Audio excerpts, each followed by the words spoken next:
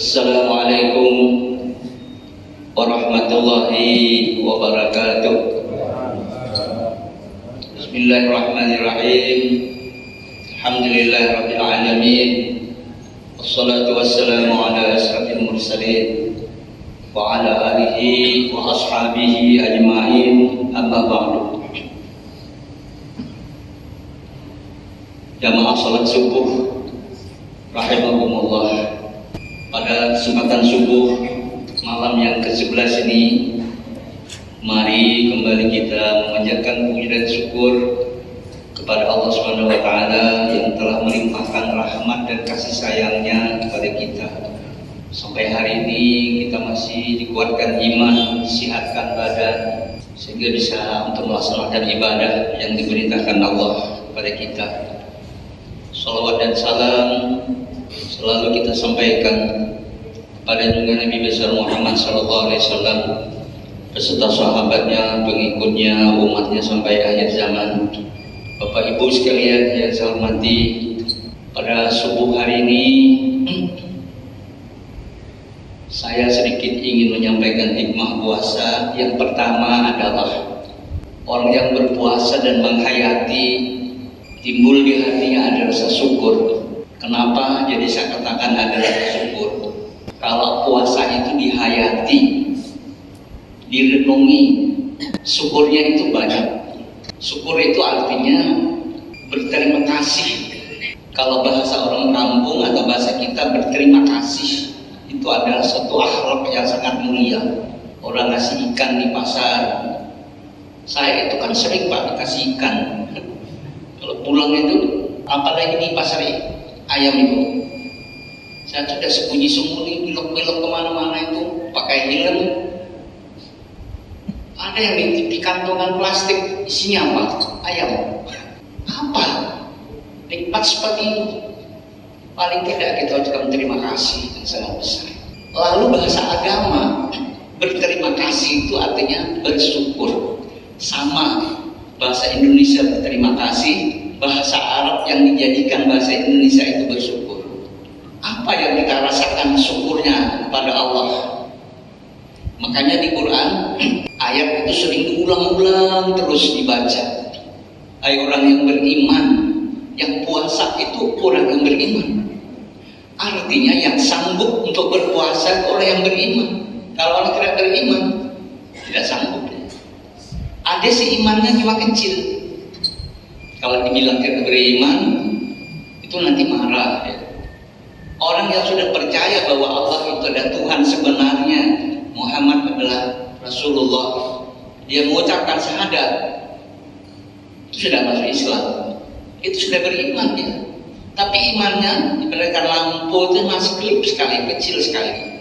Orang yang berpuasa itu imannya itu mantap, kayak listrik ini sudah terang benderang.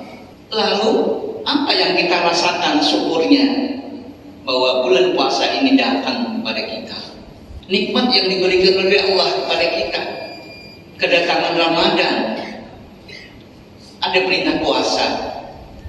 Kemudian yang diistimewakan lagi, di dalam bulan ini Tuhan memberikan kelebihan-kelebihan yang luar biasa. Apalagi ada malam Lailatul Qadar itu, bayangkan itu, orang yang beribadah malam itu khairun min alfi syahrin, lebih baik pada 1000 bulan. Hitung aja pahalanya itu lebih baik pada 1000 bulan itu. Bagaimana banyaknya? Tidak usah ngitung pahala, yang penting ibadah, ikhlas pada Allah Subhanahu wa taala, selesai urusan kita. Karena kita sebagai hamba, kita ini hamba. Rasulullah saja disebut dalam Al-Quran itu pada waktu Isra dan Mi'raj itu, Subhanalladzi asra bi 'abdi, kata Allah, aku jalankan hamba. Kita ini sebagai hamba. Hamba itu artinya manusia yang di bawah. Tidak ada manusia itu tinggi, semuanya kita ini derajat kita di bawah semua.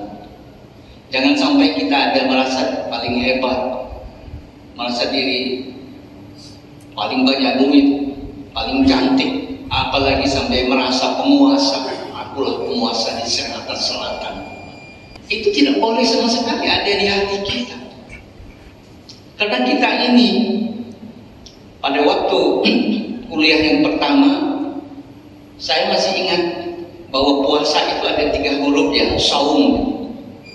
Sat itu artinya orang yang berpuasa itu harus sabar. Wawunya yang kedua itu adalah wara, hati-hati, jaga diri, harus teliti dalam berbuat, bertindak. Lalu di situ ada mim, ma'rifatullah, mahabbatullah, kenal kepada Allah. Bahwa Allah memerintahkan puasa ini tidak main-main. Ada manfaat dan ada hikmah yang terkandung di dalamnya, yang rahasianya tidak bisa kita mempelajari dan mendalaminya. Puncak yang harus kita tuju adalah iman ini tambah mantap sehingga menjadi orang yang bertakwa kepada Allah Subhanahu wa taala. Lalu bagaimana kita mensyukuri nikmat Allah itu? Kita harus melihat dan membaca pada diri kita. Tuhan telah memberikan nikmat yang begitu banyak sekali kepada kita. Terutama sekali nikmat yang tidak bisa dinilai harganya adalah nikmat hidayah yang diberi oleh Allah. Setelah itu Allah berikan lagi kesehatan. Dengan adanya sehat ini kita bisa semuanya melakukan aktivitas. Bisa beribadah, bisa berbelanja, bisa bekerja, bisa apa saja. Kemudian yang tidak kalah pentingnya dalam diri kita ini, kita diberikan oleh Allah sehat ini, bisa makan. Terus yang dimakan juga ada. Kemudian banyak saudara-saudara kita yang mau makan, tapi yang dimakan tidak ada. Makanya dalam ibadah puasa dan bulan Ramadan itu ada kewajiban zakat fitrah. Itu artinya apa? Supaya kita yang punya kelebihan itu ingat sama teman-teman, sahabat dan saudara kita yang kekurangan. Kemudian jangan zakat fitrah itu dibawa pulang sama panitia ke rumah berkarung-karung berasnya, itu tidak boleh. Beras itu dibagi, uang dibagi, bagi kemana? Fakir miskin. Di situ ada pendidikan bahwa kita yang punya kelebihan ini harus peduli pada saudara-saudara kita. Kemudian ada juga saudara-saudara kita yang tidak bisa makan, yang dimakan itu banyak, macam-macam ada, duit tidak kurang, apa saja kalau mau bisa, tapi sakit di rumah sakit. Apalagi di Sangatta sekarang ini saya lihat banyak orang penyakit stroke, Pak. Kalau sudah penyakit stroke itu sudah semuanya susah, sembuhnya juga susah. Kalau sudah punya penyakit baru berdoa, jika seandainya ya Allah Engkau panjangkan umur, sehatkanlah aku akan dekat ke masjid, aku akan rajin beribadah, aku akan kuat melaksanakan ibadah-ibadah yang lain dan ibadah-ibadah puasa. Dan ibadah puasa itu sangat berat, Pak. Sulit. Karena menahan lapar. Yang biasa kita kenyang terus. Dengan kenyang ini kita kuat. Tapi kalau sudah lapar, semuanya lemas. Semuanya itu sebetulnya ada hikmah di belakang itu yang mengingatkan kepada kita semua bahwa betapa nikmat Allah yang diberikan kepada kita itu. Kita disuruh untuk berpikir, rasakan cuma beberapa jam kita tidak makan, tidak minum. Betapa nilainya nikmat yang diberi Allah itu. Betapa nikmat yang diberi Allah itu sangat tinggi, yang tidak bisa kita menilai dan mengukur dengan kekuatan apapun di dunia ini. Karena luar biasanya yang diberikan oleh Allah ini kepada kita. Bapak Ibu sekalian yang saya hormati, oleh karena itu, pada kesempatan yang berbahagia ini, kita bersyukur bahwa kita masih dipanjangkan umur bertemu pada Ramadan pada tahun ini. Banyak saudara-saudara kita yang sudah mendahului kita, yang tidak sempat ketemu dengan bulan Ramadan tahun ini. Dan kita alhamdulillah masih dipanjangkan umur untuk bisa ketemu di dalam bulan Ramadan ini. Bapak hadirin sekalian yang saya hormati. Kemudian yang kedua, mungkin hikmah puasa itu adalah menanamkan sikap kebersamaan. Kita dididik oleh Allah dalam bulan Ramadan ini yang sering disebut Ramadan Syahrul Tarbiyah. Bulan Ramadan itu adalah bulan pendidikan. Benarkah di dalam bulan Ramadan itu bulan pendidikan? Yang namanya pendidikan itu bukan hanya di bangku sekolah. Pendidikan itu kita dididik. Seperti bulan puasa ini dididik bagaimana? Dididik sikap bersama. Jadi jangan sampai merasa kita paling hebat, paling kuat. Kita tuh sama semua di sisi Allah. Tidak punya kelebihan. Semuanya kita punya kekurangan. Yang punya kelebihan, yang punya segalanya itu adalah Allah SWT yang memberikan titipan sementara kepada kita. Coba lihat saja orang-orang yang kuat merasa di dunia ini seperti dalam Al-Quran itu Fir'aun yang sampai mengaku Tuhan, saking hebatnya, saking kuatnya dia merasa bahwa dirinya itu jadi Tuhan. Apa Tuhannya sampai hari ini masih hidup? Mati juga. Tidak ada yang kuat, semuanya lemah kita ini. Kemudian sikap kebersamaan ini yang penting, Pak. Kita tanamkan dalam ibadah puasa. Apa sikap kebersamaan itu? Disiplin. Seperti kita imsak sama-sama jam 5 kurang 10 menit hari ini, sama-sama kita stop makan. Nanti bukanya jam 6.20 menit sama-sama. Tidak ada membeda-bedakan suku apapun, bangsa apapun, yang penting dia mengucapkan kalimat syahadat la ilaha illallah sama. Yang penting jamnya sama disangatan. Tapi kalau di Mekah itu beda. Berapa jam Pak bedanya? Bapak-bapak yang sudah pernah berangkat haji, kalau tidak salah itu 5 jam bedanya ya. Jadi kita di sini sudah buka. Di Mekah mesti salat asar. Belum buka dia. Kita di sini salat tarawih jam 10, jam setengah 10. Di sana orang baru buka. Nanti tarawihnya tengah malam. Itu di sana. Bayangkan itu matahari itu putarnya, Pak.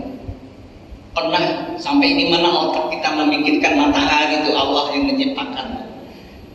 Sampai di Quran ditantang oleh Fabi ayyi ala rabbikuma tukadziban. Kata Allah, apalagi alasanmu kamu tuh tidak percaya sama aku yang menciptakan dunia ini, aku yang mengatur. Di Quran itu luar biasa kalau kita pelajari dari juz 1 sampai dengan juz 30 itu isinya lengkap, luar biasa dipelajari. Bahasanya sangat singkat, sangat luas sekali. Karena itu puasa yang penuh dengan pendidikan ini. Yang ketiga juga menghindari kita ini sifat tamak rakus. Bulan puasa ini kita dididik supaya jangan terlalu tamak dan jangan terlalu rakus. Yang jelas pada waktu siang hari nafsu itu melonjak-lonjak, melihat di pasar Ramadan apa saja kepingin dibeli, duitnya juga ada, datang ke rumah beli, kantong kreseknya penuh. Tapi ternyata setelah buka puasa sepotong 2 potong aja sudah selesai, kenyang. Apalagi kalau mau makan kekenyangan, akhirnya sholat tarawihnya malas karena orang kekenyangan itu ngantuk. Bapak Ibu sekalian yang saya hormati, yang keempat mungkin hikmah puasa itu adalah melatih cinta kepada fakir miskin. Hidup di dunia ini tidak ada orang yang langsung kaya, itu tidak ada. Banyak istilah kaya, istilah masyarakat ya. Kaya itu kalau sudah banyak duit, punya perusahaan banyak, itu kaya menurut pandangan manusia. Tapi kalau di sisi Allah tidak ada, yang kaya itu hanya Allah. Orang yang punya diberikan Tuhan kelebihan rezeki, kita dididik dan bulan puasa ini untuk mencintai fakir miskin. Kita punya kewajiban untuk mengeluarkan zakat. Diberikanlah zakat itu kepada fakir dan miskin. Yang keenam, ibadah puasa adalah mendidik kita untuk menumbuhkan sikap jujur dan disiplin. Dalam ibadah puasa ini kita bersifat dengan jujur.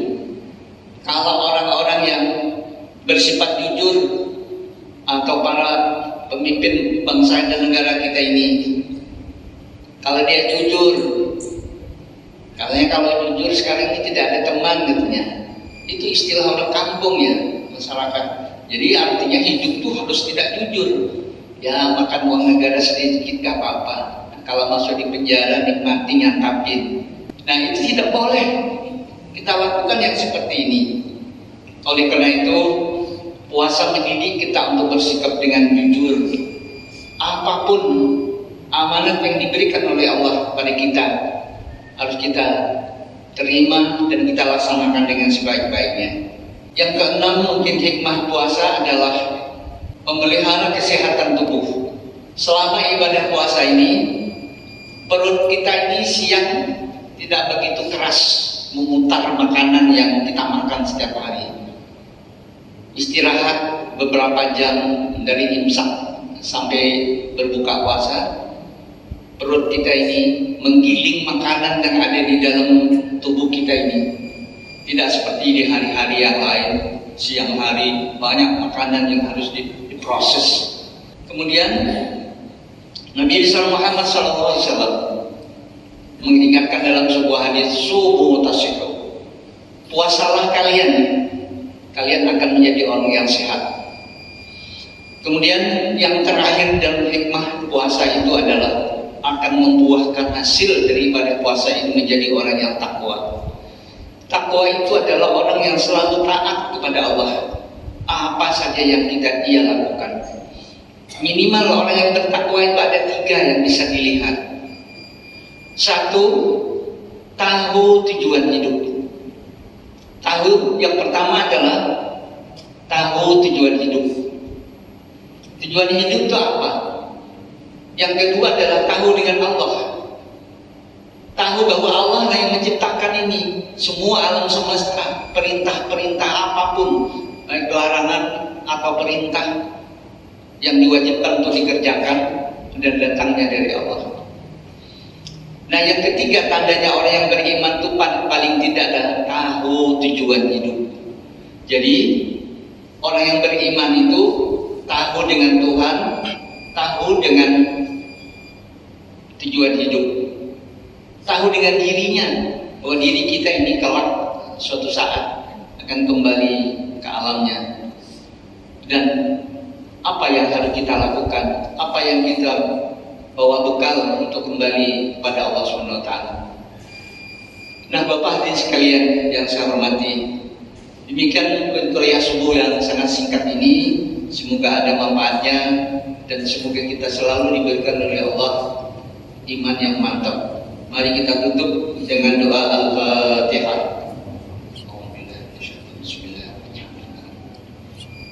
Ar-Rahmanir-Rahim, Maliki yaumiddin.